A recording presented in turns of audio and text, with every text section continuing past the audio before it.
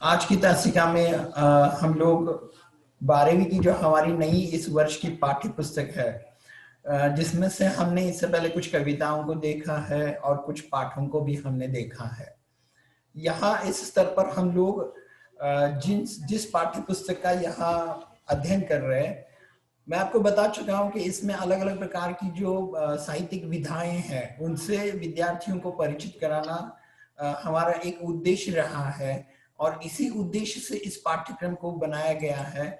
और वही उद्देश्य हमें हर जगह प्रतिबिंबित होता हुआ दिखाई देता है, जिसमें से कुछ संस्मरण है, कहानी है, कुछ अन्य साहित्यिक विधाओं में से हमने आदर्श बदला नाम की कहानी को लेकर देखा और एक निबंध जिसको लेकर के हम पिछली तासिका में बात कर चुके हैं, और वो पाप के 4 हथियार नाम का।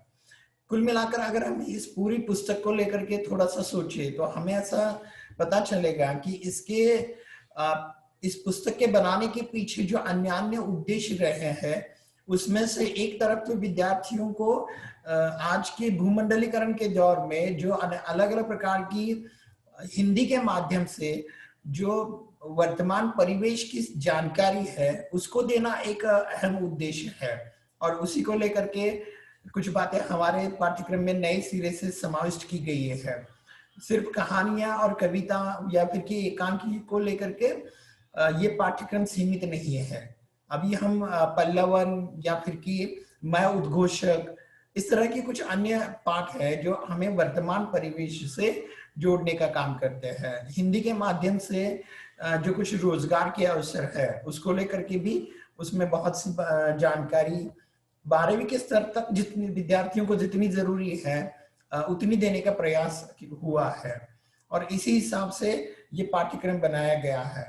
और अगर हम इसको लेकर के होने वाले प्रश्नों की या आकलन कृतियों की बात सोचे तो हमें पता चलेगा कि वो तो बिल्कुल आसान है, इसमें कोई दिक्कत कोई बड़ी बात है नहीं। और आपने भी अगर इस पुस्तक को गौर से देखा है तो आप भी समझ चुके होंगे कि इसमें बहुत मुश्किल ऐसा कुछ नहीं है।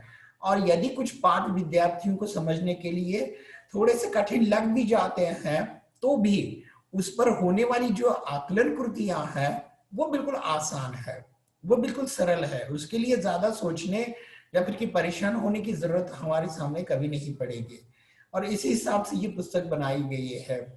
तो इस और आप लोगों के लिए और एक बेहतरीन बात यह है, हालांकि ये विवशता है और इस कोरोना काल का वो एक परिणाम है कि कुछ पाठों को कम कर दिया गया है।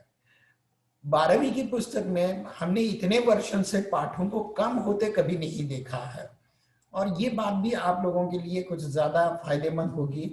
बस आप इतना समझने का प्रयास करें कि इस पुस्तक को हम बहुत ही सरलता से समझ सकते हैं और उस पर होने वाली उन आकलन कृतियों को हल करना उतना आसान नहीं है।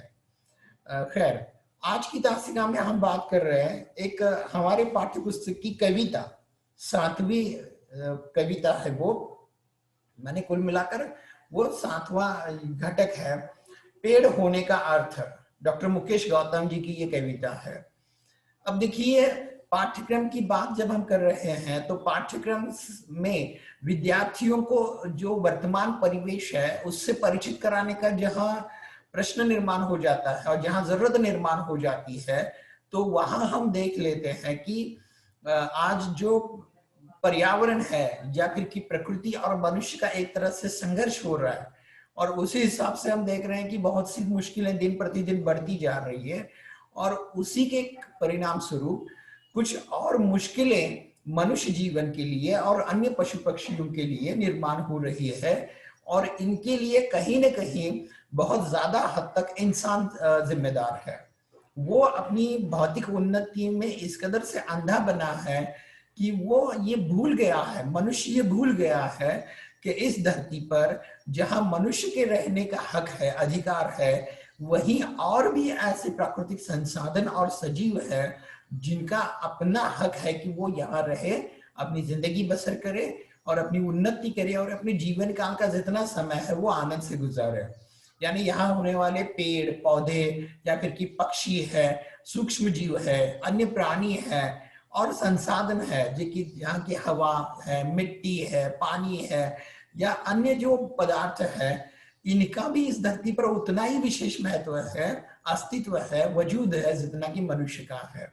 लेकिन हम देख रहे हैं कि ये हमारा प्राकृतिक संसाधनों में होने वाला जो हस्तक्षेप है वो इस कदर से बढ़ रहा है कि वो खतरनाक मकाम तक पहुंचा हुआ है। लेकिन कभी कभार प्रकृति एक ही झटके के साथ मनुष्य की तमाम जो उन्नति है उसको अस्त व्यस्त कर देती है। अगर आप कोरोना काल की बात करें तो बस एक बीमारी जो कि जिसने की सारी दुनिया को रोक रखा है, सारी दुनिया थम सी गई है और हर एक आदमी उन्नति को छोड़ करके अपनी जान बचाने का और अपने परिवारजनों को बचाने का प्रयास कर रहा है। तो इस कदर से जो है वो प्रकृति कभी कभार अपना असर दिखा देती है।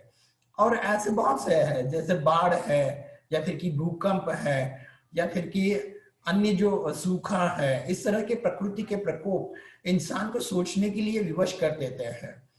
यहाँ जो डॉक्टर गौतम मुकेश जी की कविता है पेड़ होने का अर्थ, यानी इसमें बिल्कुल आसान सी कविता है, अगर आपने इसको पढ़ा है, समझने का प्रयास किया है तो इस कविता में क्या बताया गया है कि पेड़ मनुष्य को क्या देते हैं, या पेड़ का इंसानों की दृष्टि से कौन सा महत्व है, या पेड़ जो है वो हम लोगों के लिए किस तरह से उपकारक है, उपयोगी है, और उसका वो किस तरह से अपना हौसला बनाए रखता है, और पेड़ों को मनुष्य से सीखना क्या चाहिए, क्या सीख क्या नसीहत लेनी चाहिए, वो भी कुछ हद तक बताने का प्रयास किया है। हालांकि हम लोग ये सब कुछ जानते हैं, लेकिन एक संस्कृत में कहावत है ना कि अति परिचयात अवज्ञा, अति परिचयात अवज्ञा के रूप में हम लोग पेड़ों को देखते जानते हैं लेकिन उनके बारे में ज्यादा सोचते नहीं है। बस अगर हम सोच ले कि अगर हम समझने का प्रयास करें कि क्या मिल जाता है पेड़ों से हमें, या इंसान को पेड़ों से क्या मिल जाता है, पेड़ मनुष्य के लिए उपकारक किस रूप में है, तो उसका हमारे लिए सामने उत्तर क्या होगा कि पेड़ हमें परछाई देते हैं, पेड़ हमें फल फूल देते हैं, पेड़ों से हमें दवाइयाँ मिलती है, फर्नीचर या लकड़ी मिलती है, प्रकृति में होने वाले तापमान को कम करने का प्रयास पेड़ कर लेते हैं, जमीन की होने वाली जो हवा और मिट्टी के साथ ढह जाने की प्रवृत्ति है, या जमीन की धूप जिसको हम लोग कहते हैं उसको पेड़ों की जड़ें रोक लेती है, वगैरह वगैरह। हम लोग ये सब कुछ जानते हैं, लेकिन हमें ये भी जानने की जरूरत है कि पेड़ अनेक पक्षियों का घोंसला बनाने के लिए जगह उत्पन्न कर देते हैं। पेड़ जो सूक्ष्म कीटक है, जिसमें चींटी है या अन्य जो सूक्ष्म कीटक है, वो किसी बड़े पेड़ के आश्रय में, पनाह में रहते हैं, निवास करते हैं, तो वो भी हम लोग को समझने की जरूरत है। और इस हिसाब से अगर बात करें तो ये सारी चीजें मनुष्य को फायदेमंद है, ये हम जानते हैं, लेकिन इसके अलावा भी कुछ अन्य बातें हैं जिनसे मनुष्य को कुछ सीखने की जरूरत है। मनुष्य कुछ सीखे, ये विशेष महत्वपूर्ण होगा। बस इंसान के उपयोग के लिए है तो मात्र स्वार्थ की बात मनुष्य न करे, उससे कुछ नसीहत ले, उससे कुछ सीख ले, और यही बात यहाँ हमारे सामने रखी गई है। अब साहित्यकार होते हैं तो उनका अपना अलग दृष्टिकोण होता है, तो उस हिसाब से वे सोचते रहते हैं। अभी आपको मैं स्क्रीन पर हमारा पाठ्यक्रम दिखाने का प्रयास करूंगा, आप उसको देखिएगा।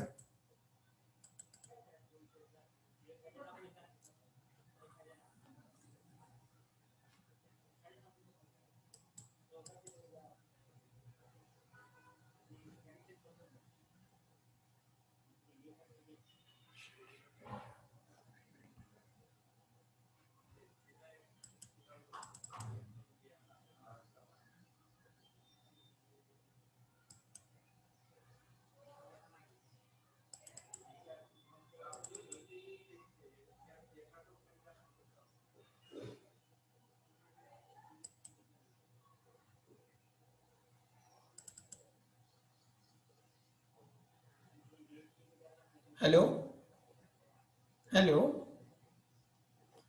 आपको 12वीं की पुस्तक दिखाई दे रही है स्क्रीन पर? हाँ सर, सर सिर्फ फोल्डर दिखाई दे रहा है। हाँ वही ना, माना स्क्रीन तो शेयर हो गया है ना? Yes sir.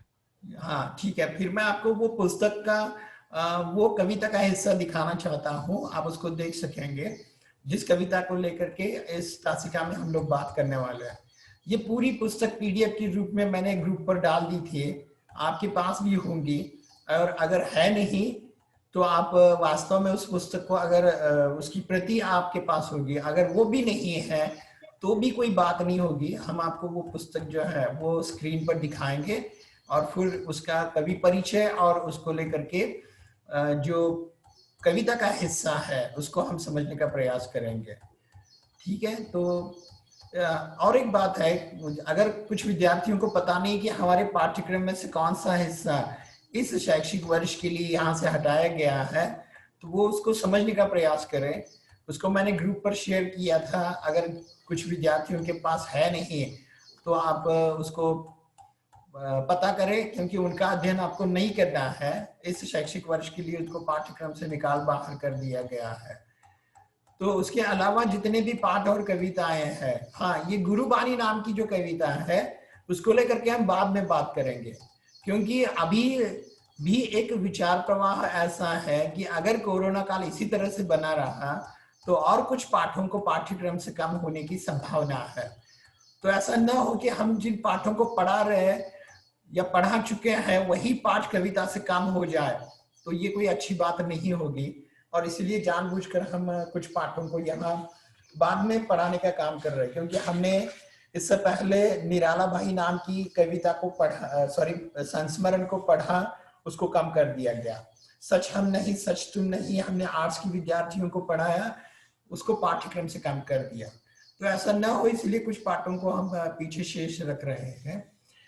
खैर, पेड़ होने का अर्थ नाम की डॉक्टर मुकेश गौतम जी की ये कविता है, आप स्क्रीन पर देख पा रहे होंगे, देख रहे हैं ना वो कविता? नहीं सर। क्यों, पेड़ होने का अर्थ नहीं दिखाई दे रही आपको कविता वो? नहीं। ये कैसे हो गया?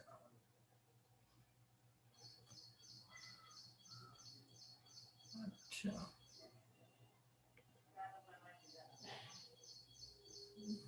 स्क्रीन शेयर में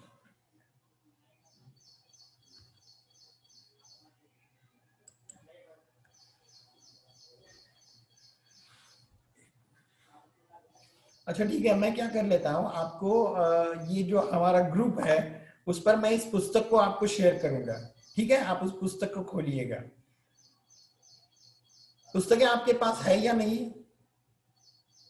कुछ एक विद्यार्थियों के पास होंगी और कुछ एक विद्यार्थियों के पास नहीं है सर। पुस्तक आपके समक्ष है, सभी, लगभग सभी विद्यार्थियों के है या नहीं?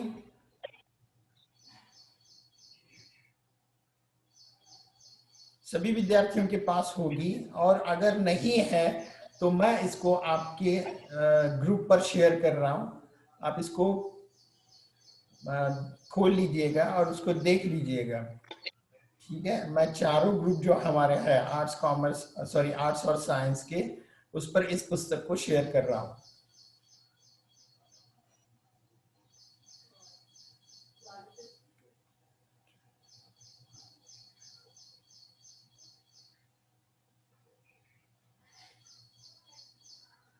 पल भर में वो पुस्तक आपके सामने होगी।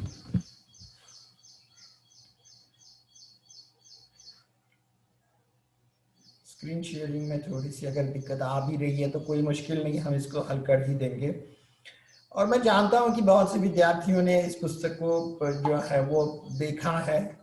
ठीक है, चारों ग्रुप पर हमने इस पुस्तक को सेंड कर दिया है, आप इसको समझने का प्रयास कीजिएगा, देखिएगा उसको, और फिर हम आपको उसको समझाएंगे। ठीक है, तो हम पहले साहित्यकार होने वाले हमारे जो आज के कवि हैं डॉक्टर मुकेश गौतम जी, इनके बारे में जानकारी प्राप्त करेंगे। कवि परिचय। डॉक्टर मुकेश गौतम जी का जन्म 1 जुलाई 1970 को उत्तर प्रदेश के सहारनपुर में हुआ। आधुनिक कवियों में आपने अपनी विशिष्ट पहचान बनाई है। आपने आधुनिक भावबोध को सहज सीधे रूप में अभिव्यक्ति दी है। वर्तमान मनुष्य की समस्याएं और प्रकृति के साथ हो रहा क्रूर मजाक आपके काव्य में प्रखरता से उभर आते हैं। आप हास्य व्यंग के लोकप्रिय मंचीय कवि है, फिर भी सामाजिक सरोकार की भावना आपके काव्य का मुख्य स्वर है। आपकी समग्र रचनाओं की भाषा अत्यंत सरल, सहज है तथा मन को छू जाती है। आपके काव्य में बड़े ही स्वाभाविक और लोक व्यवहार के बिंब, प्रतीक और प्रतिमान आते हैं, जो प्रभावशाली ढंग से आपके भावों और विचारों का संप्रेषण पाठकों तक करते हैं। अब यहाँ तक का हिस्सा हम समझेंगे। ये जो हमारे आज के कवि है डॉक्टर मुकेश गौतम जी, हमने देखा कि 1 जुलाई 1970 में उत्तर प्रदेश के सहारनपुर जिले में उनका जन्म हुआ है। सहारनपुर एक जिला है जो कि उत्तर प्रदेश में है, तो उस जिले में उनका जन्म हुआ है। अब हिंदी साहित्य को हम आपको बता चुके हैं कि अलग अलग कालों में विभाजित करके देखा जाता है, और उसमें जो आधुनिक काल है, माने उसमें आदि काल है, फिर भक्ति काल है, रीति काल है और आधुनिक काल है। तो आधुनिक कालीन जो कवि है उनकी कविताएं सन 1900 से लेकर के आज तक, माने आज की तारीख में जितनी भी कविताएं लिखी जा रही है तो उनका समावेश आधुनिक काल में होता है। लेकिन इन्हीं आधुनिक कालीन कवियों में या कविताओं के कुछ प्रवाह में, जैसे हालावाद, प्रयोगवाद है, नई कविता है या विद्रोही कविता है, इस तरह की कुछ काव्य की प्रवृत्तियां रही, जिसमें से ये नई कविता के कवि के रूप में डॉक्टर मुकेश गौतम जी पहचाने जाते हैं। इनकी आज के दौर या आधुनिक कालीन कविता में सहज और सीधी अभिव्यक्ति भावों की हमें दिखाई देती है। माने कोई घुमा फिरा कर बात करना, कोई टेढ़ी खीर पकाना या अन्य तरीके से कुछ उल्टा सुल्टा व्यंग्यात्मक रूप से कोई बात को जाहिर करना, इस तरह का काम इन्होंने नहीं किया, बल्कि सीधे सपाट और सहज तरीके से इनकी काव्य रचनाओं में इनकी भावनाओं की अभिव्यक्ति देखी जा सकती है। इनकी जो साहित्यिक रचना है, इसका मुख्य विषय कौन सा है, तो वर्तमान मनुष्य की समस्याएं। आज के दौर में मनुष्य जिन विभिन्न समस्याओं से गुजर रहा है, उन समस्याओं को उन्होंने अपनी साहित्यिक कृतियों का विषय बनाया और उनको अपनी साहित्यिक रचनाओं में सम्मिलित किया है। तो वर्तमान मनुष्य की समस्याओं का चित्रण मुकेश गौतम जी ने अपनी साहित्यिक रचनाओं में बड़े ही सहज और सीधे शब्दों में अभिव्यक्त किया है। दूसरी बात है प्रकृति। प्रकृति शब्द का अर्थ नेचर है। हम मराठी में जिस अर्थ में इस शब्द का प्रयोग करते हैं, उस तरह का प्रयोग हिंदी में होता नहीं है। उसका अर्थ है नेचर, और इसके साथ जो क्रूर मजाक हो रहा है, यानी जैसा मैंने अभी कुछ समय पहले आपसे कहा कि इंसान के हस्तक्षेप के कारण बहुत सी बातें जो है वो धीरे धीरे एकदम से अस्त व्यस्त हो रही है, बिखर रही है। जैसे ग्लोबल वार्मिंग की समस्या है, संसार से या दुनिया से कुछ पक्षियों की और पशुओं की प्रजातियों का नामशेष हो जाना। नामशेष शब्द का अर्थ है सिर्फ नाम शेष रह जाना, माने उनका वजूद मिट जाना और सिर्फ नाम बाकी रह जाना। तो संसार से कुछ प्रजातियां मिट रही है, हवा प्रदूषण और उससे उत्पन्न समस्या हम तो देख ही रहे हैं। तो ये जो इंसान प्रकृति के साथ क्रूर मजाक कर रहा है, उसको भी उन्होंने अपने काव्य में प्रखरता से अभिव्यक्त कर दिया है और उनको भी अपनी कविताओं का विषय बनाया है। लेकिन इनके व्यक्तित्व के इस सिक्के का दूसरा पहलू ये है कि वो हास्य व्यंग के लोकप्रिय मंचीय कवि है। मंचीय कवि माने आपको पता होगा कि कुछ काव्य सम्मेलन होते हैं, तो वहां मंच पर कुछ कवियों को एकत्रित करके एक एक कवि को अपनी प्रस्तुति जो है वो देने का अवसर दिया जाता है। तो रंगमंच पर या मंच पर हास्य व्यंग की कविताएं प्रस्तुत करने में इनकी ख्याति रही है। लेकिन सामाजिक सरोकार की भावना आपके काव्य का मुख्य स्वर है। सिर्फ हंसी मजाक वाली बात करना, सिर्फ ऊपरी तौर की बात करना या किसी तरह से सिर्फ लोगों का मन बहलाना, यहाँ तक का इनका काम सीमित नहीं है। इन्होंने अपने साहित्य में सामाजिक सरोकार, माने एक कवि की समाज के प्रति जो जिम्मेदारी है, जो उत्तरदायित्व है, जो सरोकार है, वो भी इनके साहित्य में दिखाई देता है। माने समाज को सही दिशा देने का, उपदेश देने का जो है वो काम इन्होंने अपने साहित्य के माध्यम से किया है।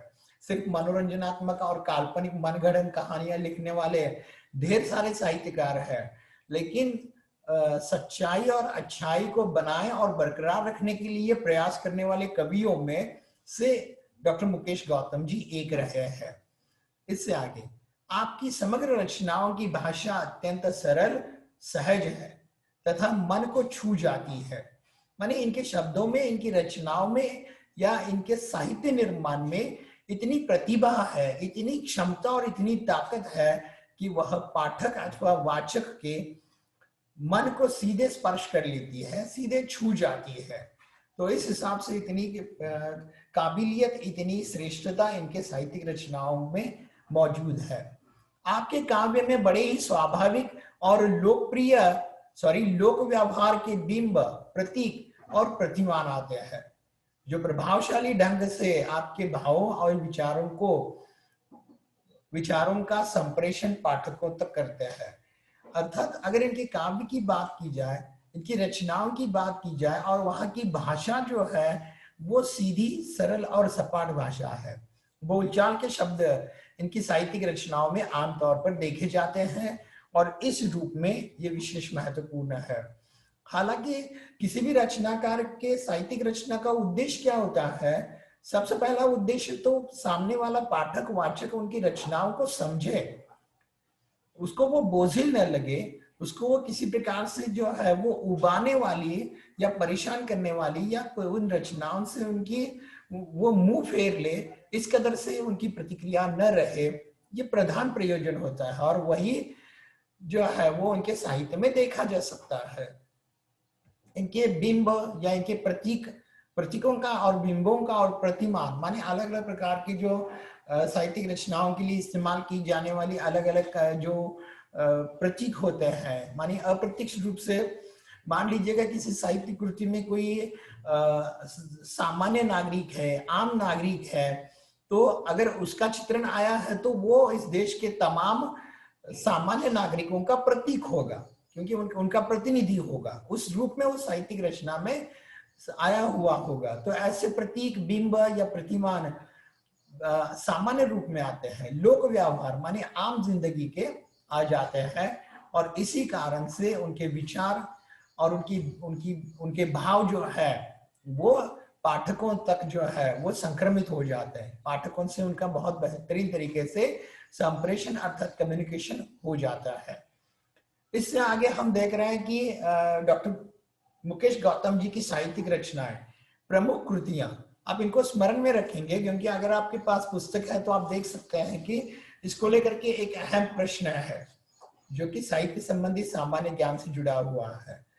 तो उनके रचनाओं के नाम है अपनों के बीच, सतह और शिखर, सच्चाई के रूबरू, वृक्षों के हक में, लगातार कविता, प्रेम समर्थक है पेड़, इनकी क्या जरूरत थी।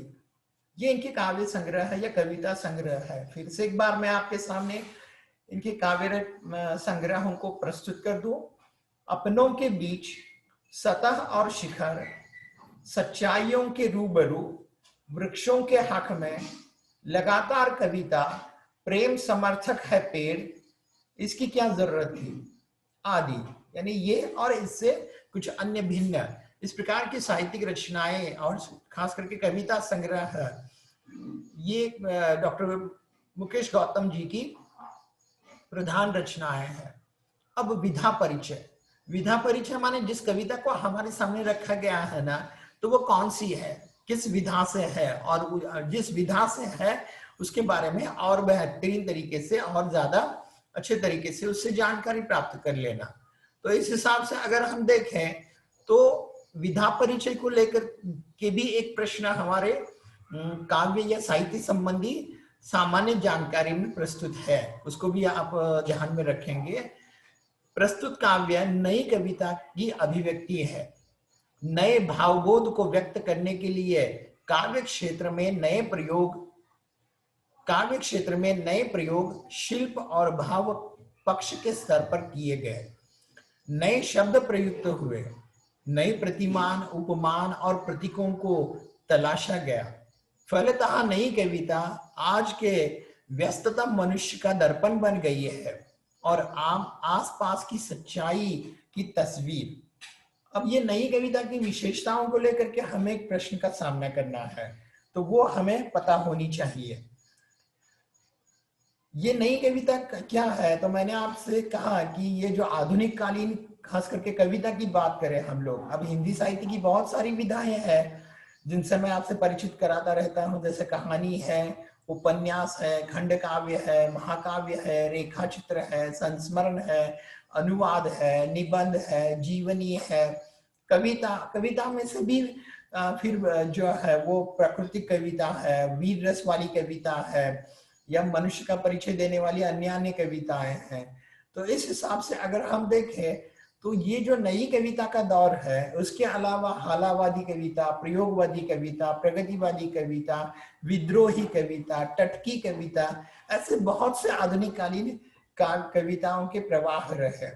लेकिन ये जो नई कविता है वो वर्तमान दौर के भाव पक्ष को अभिव्यक्त करने के लिए, यानी वर्तमान के माहौल को लोगों के सामने, वाचकों और पाठकों के सामने प्रस्तुत करने के लिए उसमें नए नए प्रयोग किए गए, जिसमें शिल्प यानी रचना और भावों की अभिव्यक्ति, इस स्तर पर जो पुरानी मान्यताएं और धारणाएं थी उनको परिवर्तित करके नए स्तर पर जो है वो अन्य अन्य प्रयोग किए गए, और इसीलिए इसको नई कविता ये नाम दिया गया है। नए नए तरीके से इसमें अन्य अन्य प्रयोग होते रहे और उस हिसाब से इसमें अलग अलग प्रकार के जो प्रयोग होते रहे वो किस स्तर पर, शिल्प माने रचना जो है, माने नए शब्द या अलग अलग प्रकार से जो लिखने की प्रस्तुति की जो पद्धति है उसमें, और भाव माने भावों की अभिव्यक्ति करने की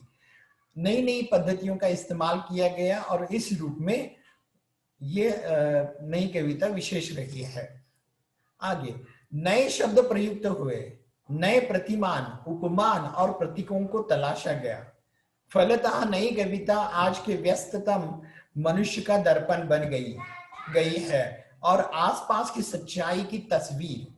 इसका अर्थ यह है कि ये जो नई कविता है उसमें नए नए शब्द इस्तेमाल हुए हैं, और ऐसे स्थिति में ये जो कविता रही वो विशेष महत्वपूर्ण रही है, और इस स्तर पर इसमें अलग अलग प्रकार के प्रयोग हुए हैं। सिर्फ एक मिनट।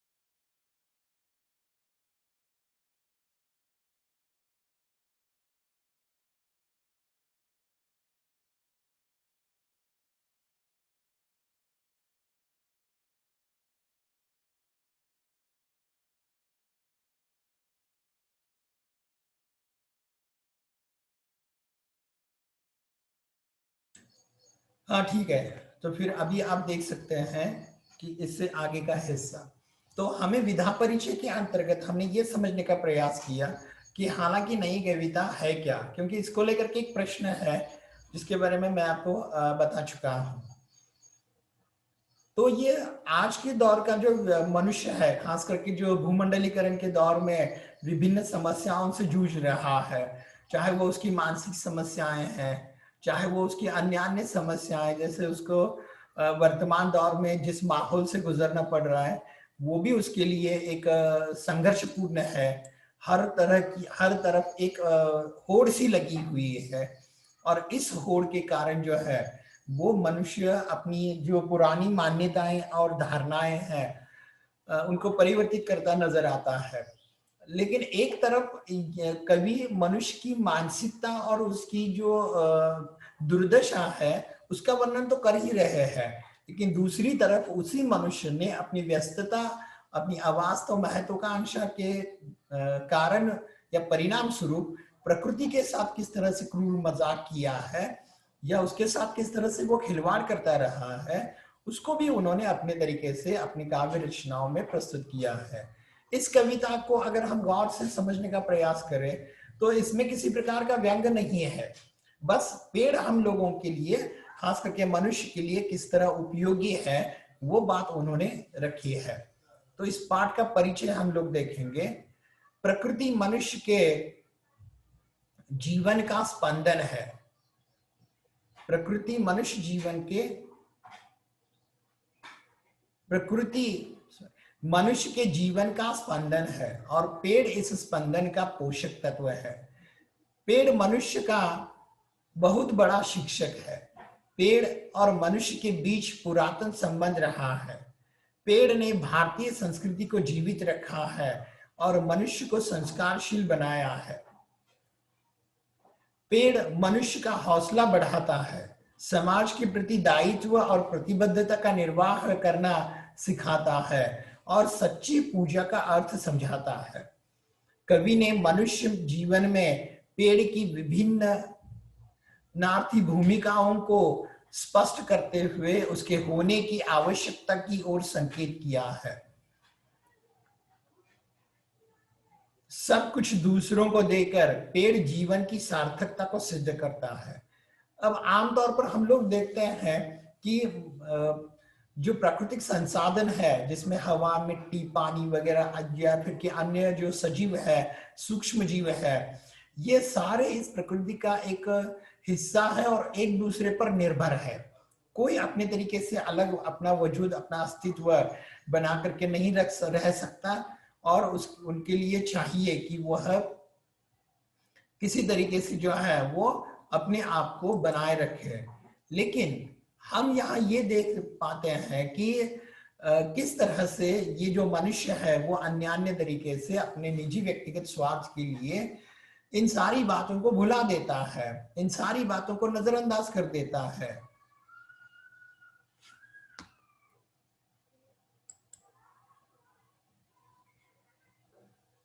अच्छा ठीक है, कुछ स्टूडेंट्स जो है वो अपनी प्रेजेंटी दे रहे हैं। मैं चाहता हूं कि अभी जो विद्यार्थी यहाँ प्रस्तुत है, उपस्थित है, वे सभी अपनी प्रेजेंटी जो है वो दर्ज कराएं, क्योंकि हमें ये सूचना है कि अभी कुछ विद्यार्थी जो यहाँ जो भी होंगे वो अपनी प्रेजेंटी दर्ज करेंगे। और एक बात मैं आपको बता दूं कि इस जूम ऐप की ये विशेषता रहती है कि ये जो है वो कुछ समय बाद 40 मिनट बाद जो है वो अपने आप बंद हो जाता है, लेकिन इसी लिंक के माध्यम से आप लोग फिर से जुड़ेंगे और फिर से हमारा लेक्चर शुरू होगा, जिसमें आप लोग अपनी फिर से जिन्होंने प्रेजेंटी नहीं दर्ज की है वो फिर से कर सकते हैं। खैर, वापस हम कविता में यहाँ फिर से जुड़ जाए तो हम देख रहे हैं कि प्रकृति मनुष्य जीवन का स्पंदन है। स्पंदन माने धड़कन, धड़कन दिल की धड़कन है, वो है, इसलिए मनुष्य जीवित है। सो तो हम जानते ही है। और पेड़ जो है वो इस स्पंदन के पोषक तत्व है, अर्थात यही पेड़ जो है वो मनुष्य को जीवित रखने के लिए जो है वो बहुत बड़ा महत्वपूर्ण काम करते हैं। माने ये एक हिस्सा है इंसानों की जिंदगी में पेड़ों का, क्योंकि ये अन्य प्राकृतिक संसाधनों में से एक है, तो जाहिर है कि ये इस तरह से काम करते हैं। पेड़ मनुष्य का बहुत बड़ा शिक्षक है। शिक्षक किस रूप में? तो जिंदगी किस तरह से बसर करनी चाहिए उसका मार्गदर्शन वो इस रूप में करता है। हालांकि मनुष्य क्या करता है कि हर बात में अपना फायदा, नुकसान या अपना स्वार्थ इस रूप में ही वो प्रयास करता रहता है, लेकिन पेड़ इस तरह के स्वार्थ की बात बिल्कुल नहीं सोचता। वो तो बस दूसरों को देना जानता है। मनुष्य से उसके बदले में उसने कभी किसी से कुछ नहीं मांगा, और इसी रूप में वो एक अच्छा शिक्षक है। पेड़ और मनुष्य के बीच का संबंध